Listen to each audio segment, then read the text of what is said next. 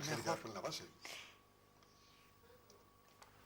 De nuevo con ustedes. Hablábamos de los vicarios de Cristo y me estaba diciendo don Alfonso que a lo largo de la historia, desde el minuto uno, la Iglesia siempre ha practicado la caridad. Siempre, desde el minuto uno. Sí, que no quiere decir que haya sido la jerarquía, que estamos ahí decididos. Exactamente.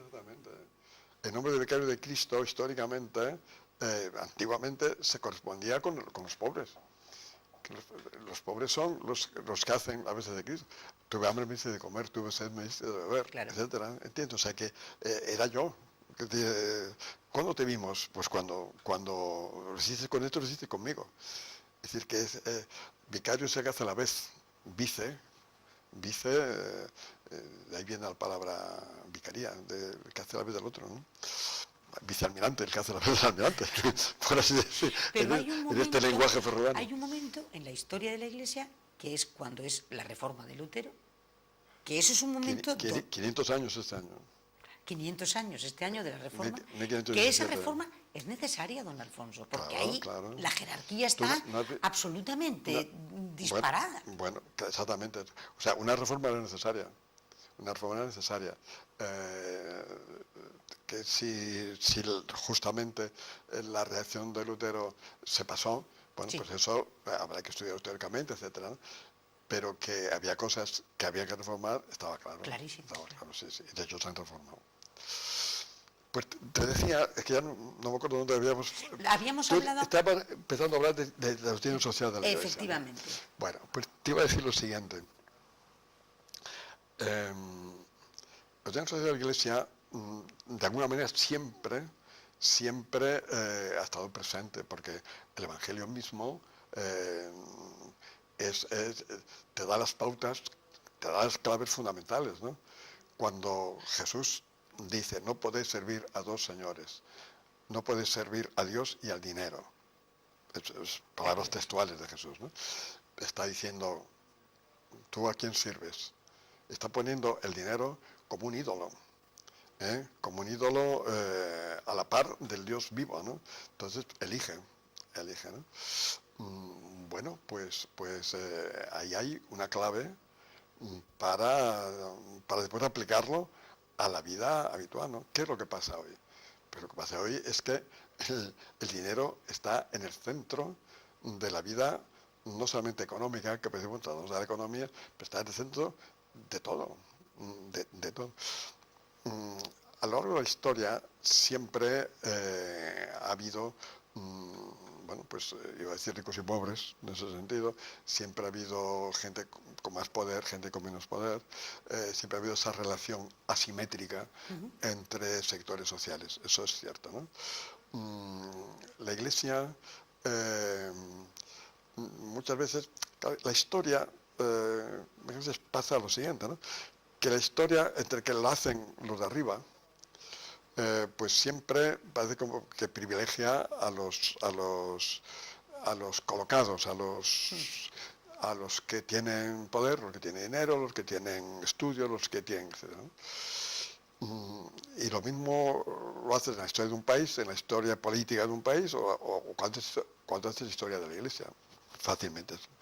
Pero resulta que la realidad te dice que la historia la hacen los pueblos, y que la vida de los pueblos es mucho más, no solamente más numerosa, porque son mucho más en número los campesinos que los señores poseedores de la tierra, y son más en número los que no tienen acceso a la cultura que los que sí la tienen. Y resulta que en la Iglesia son mucho más en número también, pues las familias y la gente trabajadora, currante, en el tiempo en que los campesinos eran la mayoría, y los currantes cuando empieza el mundo obrero, cuando empieza el mundo industrial. Entonces, pues, la presencia de la Iglesia no puedes reducirla pues al nivel de los que escriben, ¿entiendes? Claro. Hemos de reconocer que en la historia la Iglesia ha sido maestra de cultura, ha transmitido cultura, ¿por qué? Bueno, porque ha tenido acceso a esa cultura y la ha difundido. Y comunicado ampliamente, ¿no? Toda la historia de los monasterios, muchas veces no la puede reducir. Los monasterios tenían poder, los monasterios tenían posesión, los monasterios tenían, bueno, hay que situarse en un mundo feudal, en un mundo campesino, y bueno, pues que las cosas eran como eran. O sea, no seamos de alguna manera, como diríamos, haciendo historia con criterio actual. Claro. Sitúate un poco para allá y comprenderás las cosas, ¿no? Pero siendo como era todo aquello, allí fue donde se ha conservado y donde se ha cultivado la filosofía griega, donde se ha cultivado los conocimientos elementales, pues de medicina, de botánica, de estudio de la naturaleza, de estudio de las plantas, de ahí toda la farmacología ha brotado un poco de por ahí, ¿no? Etcétera. Afortunadamente, ya como todo eso pasa también a la sociedad civil, perfectamente, ¿no? Pero bueno, toda la cultura de los antiguos se ha ido conservando y se ha ido transmitiendo. Bueno, no era el tema este, porque estamos con la noticia social, ¿no?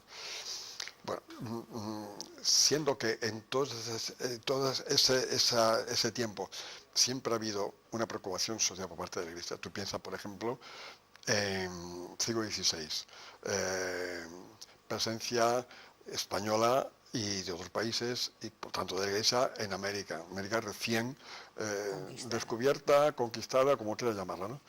Pero ahí aparece un Fray Bartolomé de las Casas, un Montesinos, que está saliendo en defensa de los indios occidentales, maltratados, esclavizados, etc., ¿no? Los jesuitas, las reducciones de Paraguay, toda aquella zona, es una experiencia preciosa, ¿no?, de socialización de comunidades que viven en paz. Aquello duró algo más de un siglo. Y estás viendo la foto, hoy hay ruinas, pero se conserva perfectamente los planos, cómo se edificaban aquellos, y que aquello marchaba, y que aquellas comunidades se enriquecían. ¿Por qué se enriquecían? Porque nadie los explotaba, era su trabajo, un trabajo organizado, una cultura que se estaba preciosa. La música de Chiquitanía era la zona esa, ¿no? La música, la escultura, la arquitectura, todavía se conservan templos, es una preciosidad, era un pueblo de artistas. Pero ¿qué pasa? Pues que los comanderos portugueses, has visto la película La Misión, sí. Pero La Misión de alguna manera un poco reproduce con bastante exactitud todo aquello estaba ya condenado a desaparecer, porque el poderío de España y de Portugal no podía sostener que aquello que funcionaba tan bien, pues que aquello fuera así, mientras los otros que tenían sometidos a los no acababan de ser, era una atracción para ellos, era una fuente que no estaban disfrutando y que estaban viendo. Pero eso fue promoción de los jesuitas. Siglo XVI, te encuentras el derecho internacional. El derecho internacional era Francisco de Vitoria, la Universidad de Salamanca. Estás viendo que las relaciones entre pueblos, entre países, para superar un poco aquellas, etcétera, hay que hacer una legislación asumible, aceptable, que dé cauce a que la gente un poco se entienda, los pueblos se entiendan, no estén siempre a piñas unos con otros, ¿no? Que las relaciones no sean siempre belicosas, que sean también... Bueno, pues el derecho internacional, pues ahí tienen. Bueno, nos ponemos en el siglo XIX. El siglo XIX supone, claro, ya es la explosión industrial, ¿no? Es decir, la revolución industrial. La revolución industrial.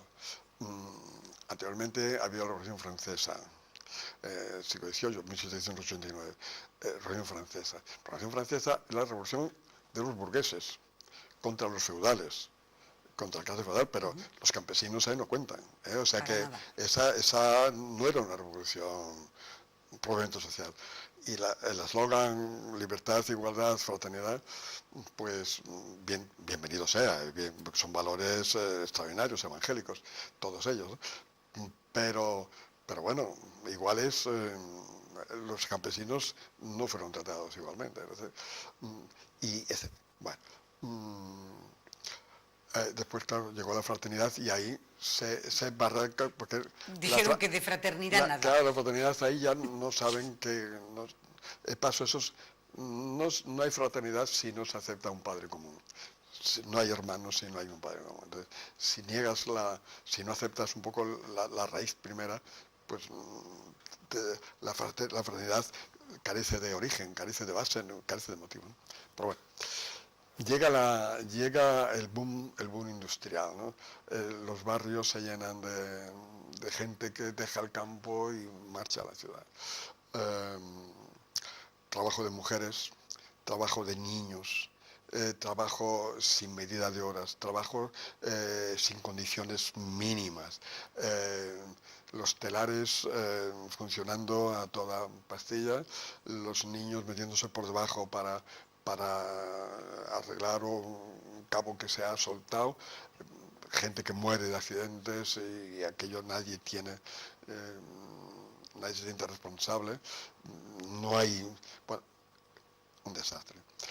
El principio es, bueno, pues el individuo patrono trata con el individuo obrero y se pone de acuerdo. Pero claro, no hay posibilidad de que el derecho del obrero pueda dialogar en plan de igualdad con el interés del patrono. Entonces, bueno, pues ahí empieza ya la situación angustiosa, opresiva de un colectivo que dice que estalla en un momento dado, ¿no? Con toda razón. Manifiesto Comunista, 1848, Manifiesto de Marx, que lógicamente él está pensando que eso va a suceder en Inglaterra. Y pues resulta que Inglaterra, que era el lugar industrializado en aquel momento pionero, pues no está por la labor. Y va a hacer la revolución en 1917 en Rusia, que es mayoritariamente campesina, la que de alguna manera pues coge la revolución rusa. Es un tema que está muy estudiado también, ¿no? Pero bueno, la Iglesia hace en 1891 hace un documento importante, lo que era importante, es León XIII, escribe la Rerum Novarum. Como sabes, las encíclicas se titulan por las primeras palabras en latín del texto, ¿no? Literalmente decía, de las cosas nuevas que están sucediendo, bueno, claro, era la frase hecha, ¿no? Bueno, Rerum Novarum sale en defensa del trabajador que no está ni mínimamente bien tratado, ni considerado, ni trabajando en condiciones, y que eso no puede suceder, que eso no puede ser. La dignidad del trabajador necesita otro tratamiento. Y es una voz autorizada, una voz firme. Bueno, lo interesante es que a partir de entonces hay una serie hay un continuo de enseñanza por parte de los papas que va en esa línea. Son problemas nuevos, porque el problema industrial anteriormente no existía de esa manera, ¿no? Pues porque el mundo campesino, pues el campesino no era el propietario de la tierra, muchas veces, pero bueno, la pala y el azadón pues los hacía él, o sea que no necesitaba otra cosa, ¿no? Y un arado pues lo hacía también, ¿no? O sea, cosas elementales, ¿no? Pero entras en el mundo industrial, entonces eso supone industria, supone fábrica, supone bueno, pues claro, entonces el propietario de los medios de producción tiene la sartén por el mango, ¿no? Por eso el comunismo dirá que los medios de producción no pueden ser de propiedad privada, tienen que pertenecer al Estado, ¿no? Bueno, eso bien. A los 40 años, 1931, pues hace una nueva encíclica, asumiendo lo de Rerum Novarum, la cita muchas veces, pero ampliándolo a lo que ha sucedido durante todos esos años. Ha habido la crisis del año 29, que también ha dejado muchas secuelas, y es necesario un poco volver a insistir en muchas cosas y salir al paso también de algunas tomas de postura por parte del mundo comunista, ¿no? Entonces, por ejemplo, o excesos también de capitalismo. La de Cuadragésimo, una de las cosas que te plantea es que la propiedad privada, bien, hay derecho a propiedad privada, pero tiene un condicionamiento social. La propiedad privada tiene una hipoteca social, tiene una dimensión social irrenunciable. Entonces, no vale, esto es mío, conmigo hago lo que quiero. No. Esto no es así. Voy a resumir porque si no se nos va a ir, ¿no? El continuo va siguiendo adelante. A los 70 años, estamos en el año, por lo tanto, 1961. El Papa Juan ya. El Papa Juan XXIII escribe la encíclica Mater Magistra. Toca por primera vez el tema del campesinado, del mundo rural. Y habla de la socialización, una palabra nueva en el lenguaje así eclesiástico, habla del tema, ¿no? Bueno, 70 años. O sea, siempre en esa línea. Bueno, el Papa Juan escribe 2 años después, esto fue en el año 61, en el año 63, poco antes de morir, escribe Pacem in Terris, en el cual habla ya no solamente del tema industrial, sino de la paz en el mundo. Estamos en el año 63, el año 62 había sido la crisis de los misiles en Cuba, había sido la muerte de Kennedy, las cosas estaban muy, la Guerra Fría estaba muy tensa, escribe sobre la paz en el mundo, que había de ser asentada en 4 pilares, la justicia, la libertad, la verdad, y el amor, el respeto. Es decir, sobre esos 4 pilares se puede edificar la paz, si no es imposible. A los 70 años, Pablo VI escribe,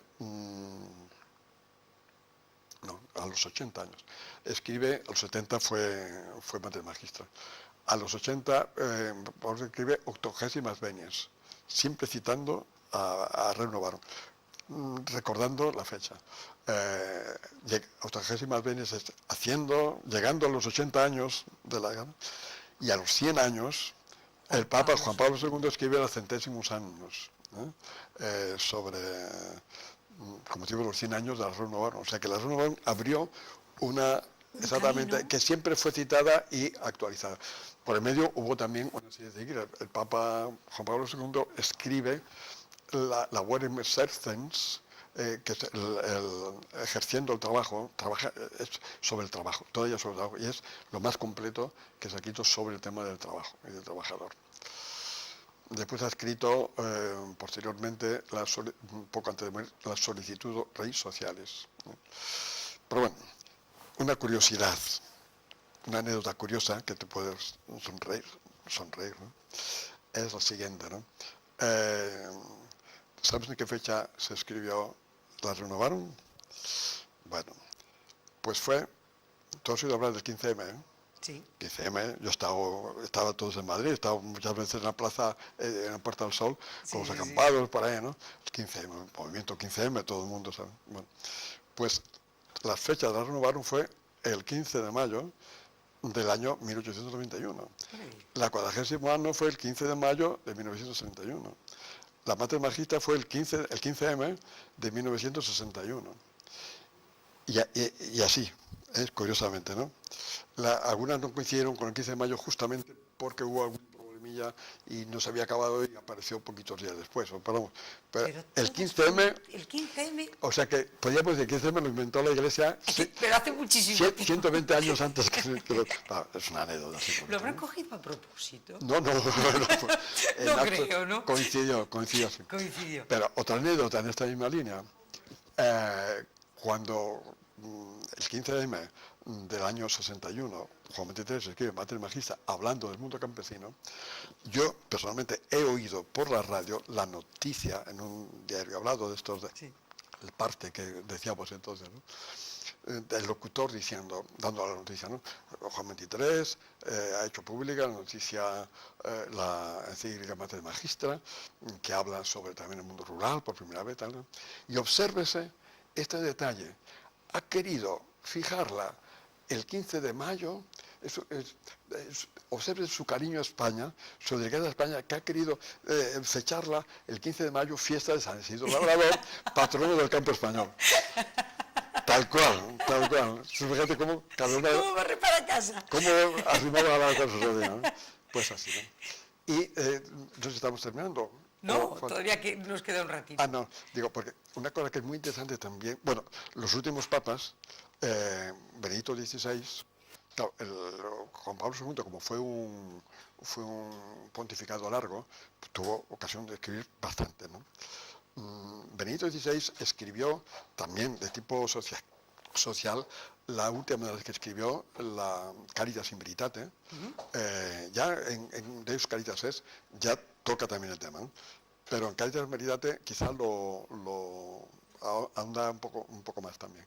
Y ya empieza a hablar de la economía de comunión, la importancia de la economía más allá de la búsqueda de un beneficio, que eso no tiene por qué ser el móvil de la economía, sin más el éxito del negocio, así no, la economía la economía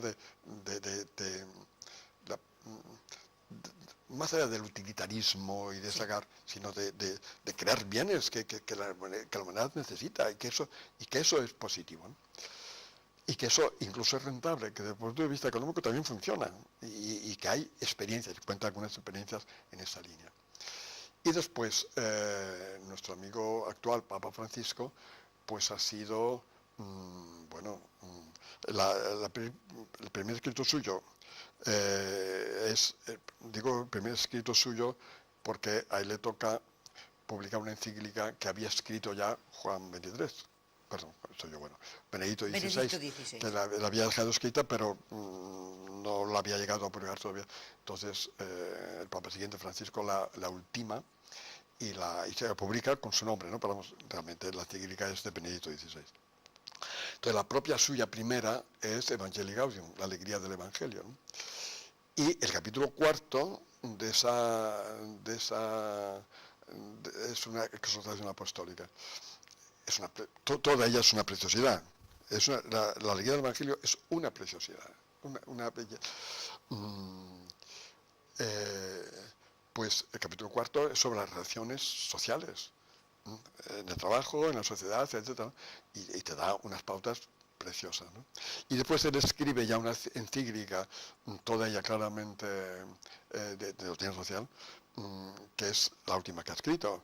Esta sí que es encíclica, la Laudato Si, sobre el tema, la subtitula, Laudato Si significa alabado seas. Es el italiano antiguo. Así empezaba un poema de San Francisco de Asís, el cántico de las criaturas. Alabado seas, Lodato sería Laudato Si. Hoy en italiano Lodato es alabado. Quizá en el siglo XII, porque estamos San Francisco siglo XII, quizás sería Laudato en aquel momento, porque procede del latín. Laudato pasó a Lodato, o sea, hoy italiano sería Lodato Si. Pero el Laudato Si seguramente es el original de Francisco. Y es eso, alabado sea Señor por el hermano Sol, va hablando toda la creación. Y aquí lo que plantea el Papa es el tema del maltrato con que estamos tratando el planeta. Y la urgencia y la necesidad de situarnos ante eso con un cambio de actitud y un cambio de procedimiento que es vital. Está hablando del cambio climático. Él tuvo mucho interés en que se publicase antes de la reunión de París en torno al tema sobre el clima, que tuvo lugar en diciembre. Entonces lo publicó en el año 15. estamos en el 16, y ahora hace un año, yo creo que porque fue en diciembre, la reunión de los, vamos, pues los países más... Sí, sí. O sea, la enorme responsabilidad que tenemos Claro. de cuidar todo. De cuidar la casa común. Pero lo bueno es que cuando empieza a hablar de la ecología, bueno, él da las gracias y valora a todos los movimientos ecológicos que desde hace muchos años han estado creando conciencia, llamando la atención, y que nosotros pues a veces nos hemos reído pues de Greenpeace, o nos hemos reído o visto desde la barrera pues determinadas actuaciones siempre espectaculares o siempre algunas pintorescas. Bueno, aquí hemos tenido el barrio, ¿cómo era? Ha estado aquí detenido el barco suelo. Sí. Estuvo en el Arsenal. Sí. No, el Arsenal no estuvo nunca. Estuvo atracado en el puerto, pero había agua civil al lado, o sea que estaba. Le habían quitado una pieza del motor, no podían salir. No podía salir, pero salió porque hicieron otra pieza. Lo que pasa es que durante estos 100 años han pasado tantísimas cosas. Claro. Yo creo que el que lo condensa todo es un poco Juan Pablo II, ¿no? Porque Juan Pablo II vive la caída del muro, la caída del comunismo, y de hecho él yo creo que contribuye a ese momento. Y luego, por otro lado, vive los excesos del capitalismo también. Terrible, claro, sí.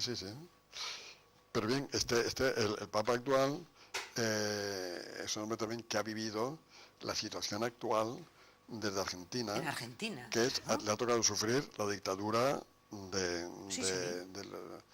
la dictadura militar argentina, que estaba de algún modo también pues propiciada o sostenida desde Estados Unidos. Después se ha encontrado con un pueblo en una miseria, en una situación sumamente crítica.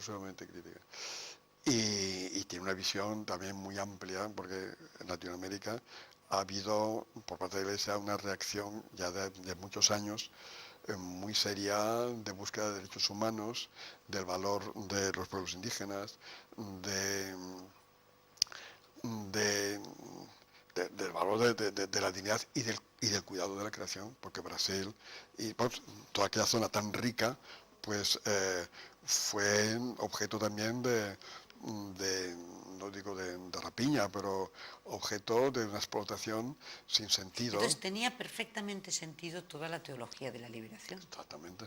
Tenía todo el sentido. Exactamente. Porque estaban siendo esquilmados totalmente. Exactamente, claro. Bueno, pues todo eso él lo ha vivido y ha vivido la reacción también. Y es lo que está ahora también un poquitín enseñando sobre todo eso. Dice, bueno, es que... Y después una afirmación con la que empieza yendo es decir que la actuación ecológica, porque el planeta está en peligro, y eso es cierto, ¿no? Pues la primera ecología es la ecología humana. Es decir, hay que recuperar a la persona.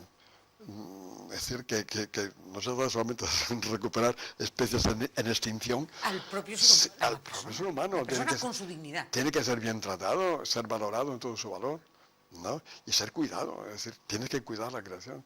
Y el ser humano, en principio, es el cuidador, pero también tiene que ser objeto de cuidados, tiene que ser cuidado, ¿no?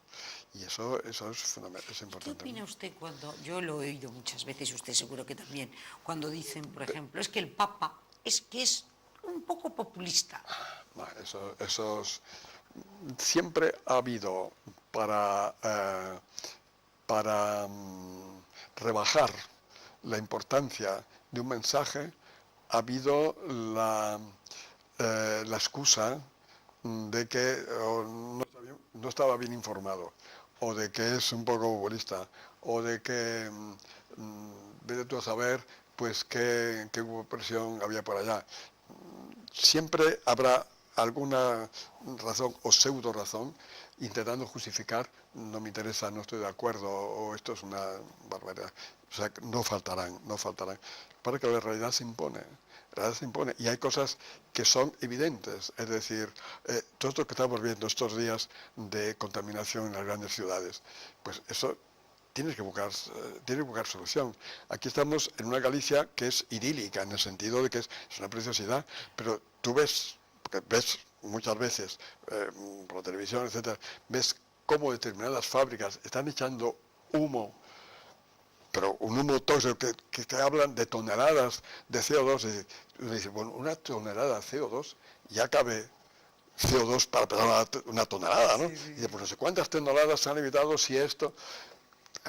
Es de verdad industria, determinados combustibles, el tema de la circulación, pues que hay intereses por parte de los petroleros de que el petróleo siga siendo el combustible más adecuado. Bueno, pues hay intereses. Pero habrá que buscar otros. Y una cosa que está clarísima, es decir, que el nivel de consumismo del sector industrializado no es sostenible en todo el planeta. Es decir, que el planeta no da para que toda la humanidad estuviese viviendo al ritmo que viven los países más desarrollados.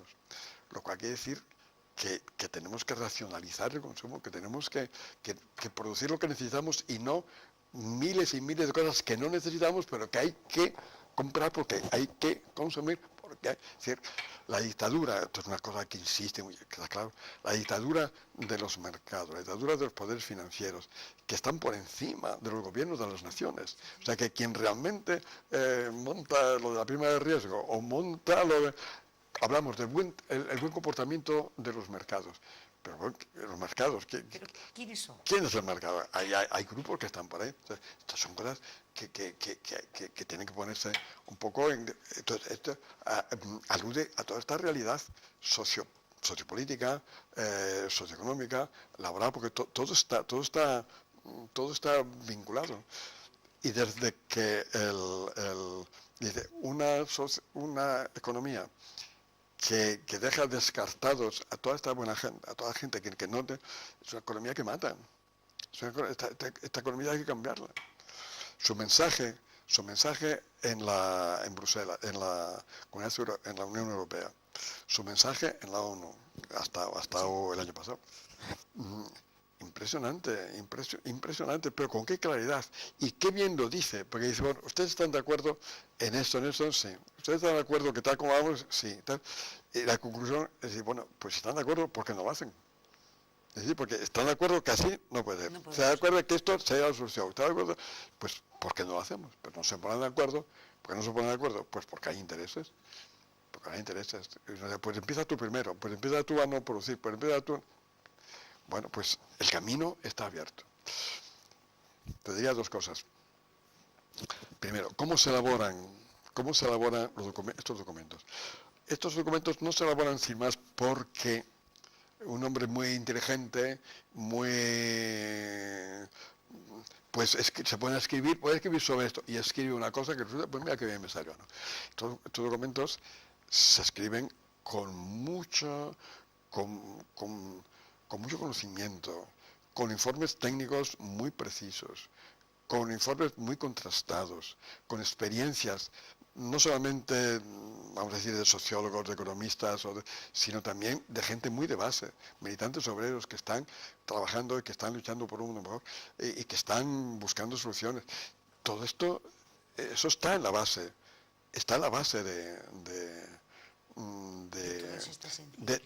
la sociedad social de la Iglesia. Tendríamos que comprender, pero es verdad, es decir, que las afirmaciones más serias de la Iglesia no son nunca como una inspiración que vino de lo alto. No. La inspiración vino de lo alto, sobre todo los autores del Evangelio, del Nuevo Testamento, pero esa inspiración está... Es rigor, es trabajo, está ahí. No. Siempre es un dogma, por ejemplo. Un dogma. El Papa define el dogma un dogma, el Papa solamente lo proclama, lo enseña, cuando está seguro que es lo que en el pueblo eso se vive, eso se siente, eso se valora. ¿Entiendes? O sea que eso. Primero es el pueblo, en este caso el pueblo cristiano, el que ha sintonizado con eso y lo ha mantenido a lo largo de los siglos y lo ha celebrado y lo ha venerado. Entonces eso después puede llegar a tener esa formulación dogmática, ¿no? Una canonización. Tal persona, llegar a esa conclusión, a mí que me ha tocado iniciarlo, Sí. dice, es inútil que empieces si no hay la base de que el pueblo a esta persona la considera santa. Hay que ver si realmente eso es cierto, si esa fama se ha mantenido a lo largo de los años, etc., ¿no? Pero si el pueblo antes no ha canonizado a esa persona no será... O sea, que parece no, que, en cambio, sí, creemos que es al revés, ¿no? sí. Y es así. Y la audiencia de la Iglesia el Papa llega a una formulación, pero después de que mucha gente lo ha orientado, le ha aconsejado, lo ha compartido, y al final pues llega a elaborarlo y a manifestarlo. O sea, siempre eso es, en la Iglesia es así, es así. Y una última cosa, les digo un poco porque me temo que no le da tiempo. Si uno dice, ¿y la Iglesia, la Iglesia qué aporta? ¿Qué aporta? Porque no aporta soluciones. Las soluciones técnicas tendrán que buscarlas, los técnicos tendrán que buscar las personas responsables del asunto, ¿no? La Iglesia, las opciones de la Iglesia lo que aporta son aporta unos principios fundamentales. Diríamos que humanamente son razonables, que humanamente son comprensibles y que podríamos ponernos de acuerdo todo más en esto, ¿no? Porque, bueno, entonces, ahora te diré cuáles. Unos principios fundamentales. Unos criterios para enjuiciar, para juzgar una situación, unos criterios de juicio de una situación determinada. Si tienes unos criterios, al llegar un problema, que es un problema nuevo o lo que sea, pues puedes ponerlos en práctica, ¿no? Es decir, o sea, unos principios, unos criterios para juzgar y unas pistas de acción, unas orientaciones para actuar, pero eso alguien tendrá que concretarlo, ¿no? ¿Cuáles son esos principios fundamentales, ¿no? Bueno, pues son estos. Primero, la centralidad de la persona. La persona, la dignidad de la persona tiene que dar siempre por encima de todo. En el trabajo, la persona es mucho más importante que las máquinas y es mucho más importante que el beneficio del empresario. Es decir, la persona, en las relaciones laborales, las relaciones sociales, las relaciones políticas, la persona es lo central, siempre. La dignidad de la persona, eso es el centro. Y si eso no es el centro, nunca las cosas irán bien. Es como un organismo, una máquina o maquinaria que el eje está un poco torcido. Pues todo va a chirriar y las cosas no van a ir bien. Cuando la persona es el centro, las cosas... Y eso los demás tienen que ajustarse a partir de ahí, ¿no? El segundo principio, los bienes creados son comunes. Es decir, la creación es para todos. Es para todos. Es de uso universal. O sea, no puede uno decir yo me apropio del agua o yo me apropio del bosque, etcétera, ¿no? Es decir, no, habrá que ver cómo las personas se hacen con la situación y cómo lo utilizan, etcétera, ¿no? Pero los bienes son comunes. No puede ser que una persona nazca ahora y diga, ¿y cuál es mi parte? ¿Cuál es lo que a mí me toca? Y resulta que a mí no me toca nada. Y al que ha nacido a lo mejor pues en Suecia, pues le toca todo. Y al que ha nacido pues, en Sudán del Sur, pues no le toca casi nada, ¿no? Efectivamente, los que hemos nacido en Galicia nos ha tocado mucho. Eso hay que reconocerlo, ¿no? Bien, pero los bienes son comunes. O sea, los bienes creados son comunes, otro principio. Y que son razonables, que no es una cosa. Tercer principio es el principio de la búsqueda del bien común. La búsqueda del bien común. Es decir, a la hora de resolver problemas, a la hora de organizar una nación, su convivencia, a la hora de una empresa ver cómo... Buscar el bien común. El bien común antes que el bien privado, que el bien personal.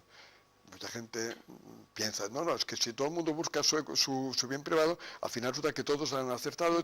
No es así. Si cada uno busca su bien propio, exclusivamente, pues habrá que el fuerte se lleva todo, hombre. y el débil nunca encuentra su parte, nunca, ¿no?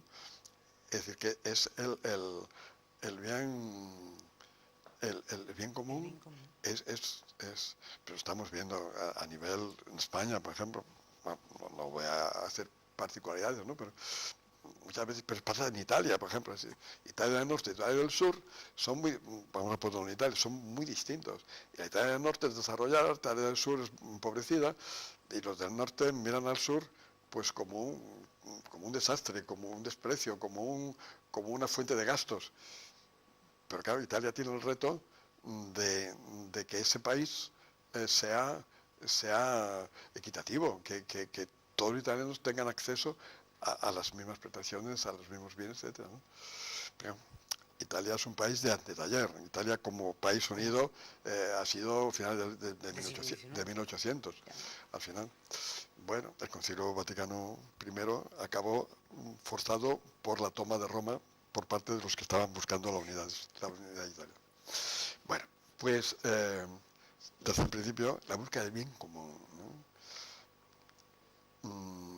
Eso es responsabilidad de los estados, pero responsabilidad de todos, del Estado. ¿Cuánto principio? El principio de la solidaridad. La solidaridad, ¿no?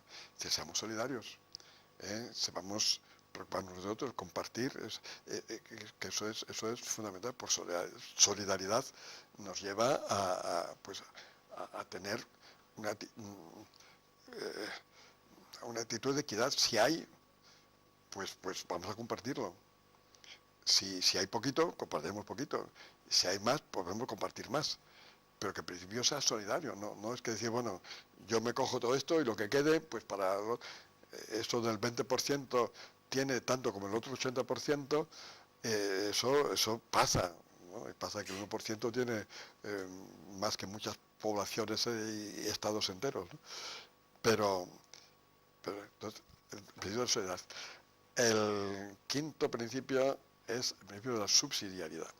Es decir, que las entidades superiores no hagan lo que pueden hacer las entidades inferiores. Es decir, que una entidad inferior lo que puede hacer lo haga, y lo que no puede hacer que lo haga la entidad superior, y así, etc.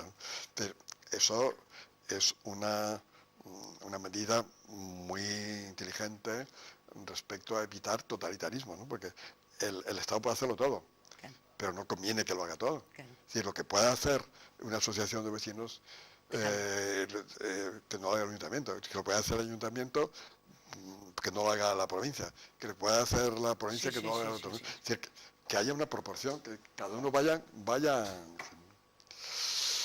Y yo a ese añadiría también el último principio fundamental, que es el derecho al trabajo. El derecho al trabajo y a un trabajo digno.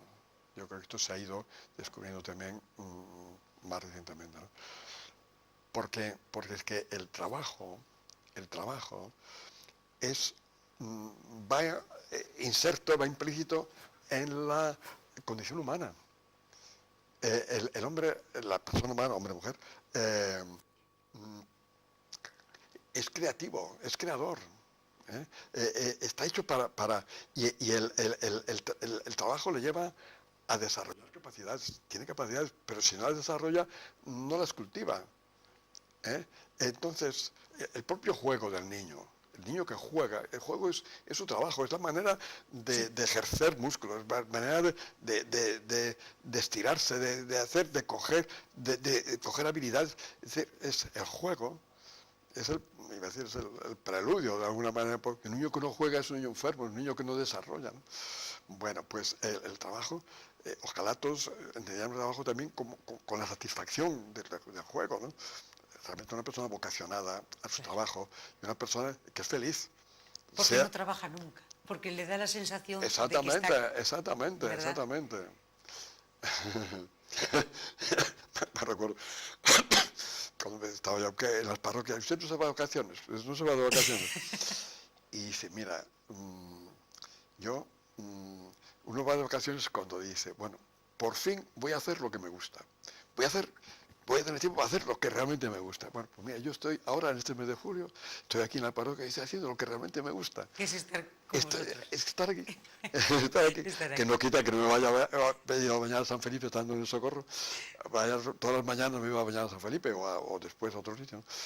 Pero estabas aquí, ¿qué hago yo por otro lado? Porque toca ir ahora a Benidorm. Es una cosa Pero absurda. tantas veces Si se estoy dice, aquí. no, hombre, tú estudia algo que sea rentable.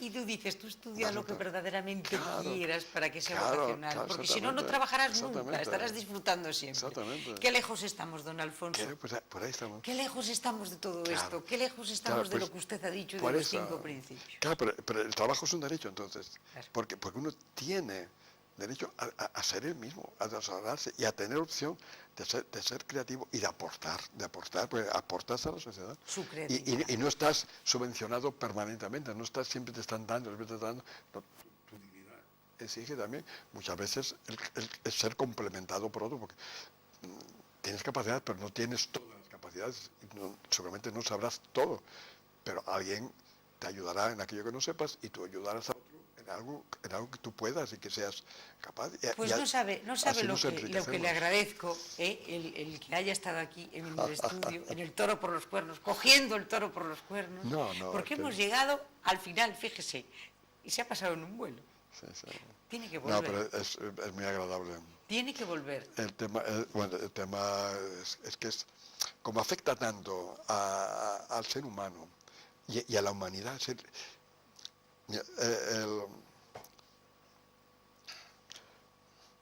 El cristiano lo que pretende es ser humano y crear humanidad y transmitir humanidad. Es que la persona humana realmente se realice como persona. Y entendemos que la mejor manera de realizarse como persona es tomarse en serio un poco el proyecto de Jesús, que es el que nos enseña un poco el camino, ¿no? Pero bueno, tú sé humano, afortunadamente la persona, hemos conservado un poco esa palabra humanidad, ser humanos. Esta persona tiene mucha humanidad en ese mejor sentido, de que es una buena persona, que es muy humano, que es muy... y eso es bonito, ¿no? Eso es muy interesante.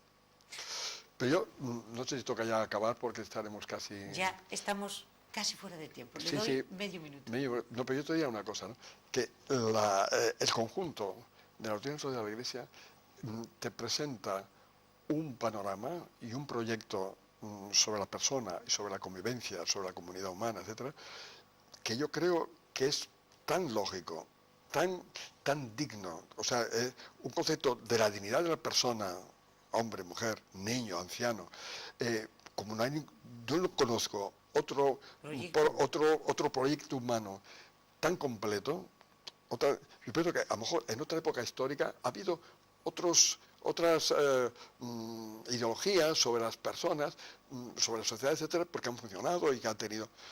Yo creo que hoy no hay otra visión tan completa, tan digna, tan actual, tan realista, tan razonable, como es la propuesta que la Iglesia está haciendo en su doctrina social sobre eso.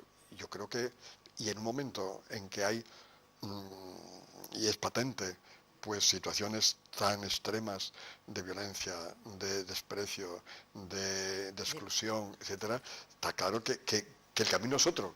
Bueno, pues yo pienso que el camino está abierto, el camino está ahí, consiste en que nos decidamos, ¿no? Y usted hoy nos lo ha trazado. Bueno, pues ahí está. Le agradezco una barbaridad. Vuelvo a contar con usted en unos meses. Cuando quieras. Y muchísimas gracias. Ha sido un lujo tener a don Alfonso esta noche y lo volveremos a traer. Encantado. Muchas gracias y hasta el próximo miércoles.